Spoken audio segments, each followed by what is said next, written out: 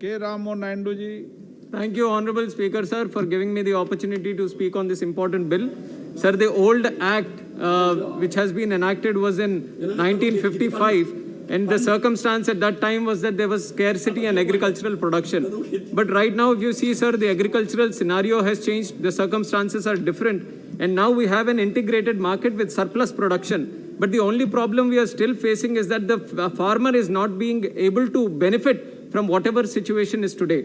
And much of it has been implied due to the act that was there earlier, which restricted on the agricultural investments that have been coming into this sector, sir. And now the intention is to improve the investment scenario so that the farmers have a choice in who to trade with and further benefit from this trading, sir.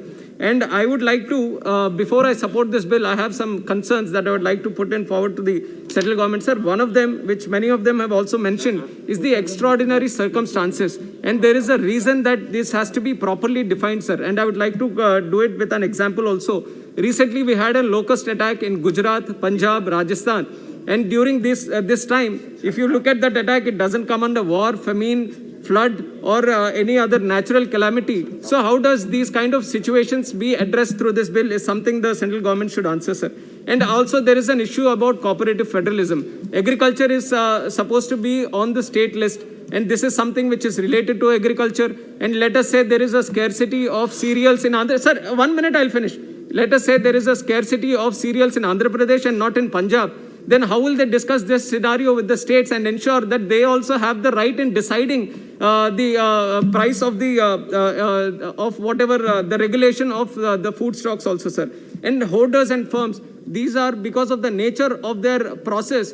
It has to be defined in the original act, which is not there. So there is an opportunity to at least define the terms hoarders and firms in this act, which has not been done, sir.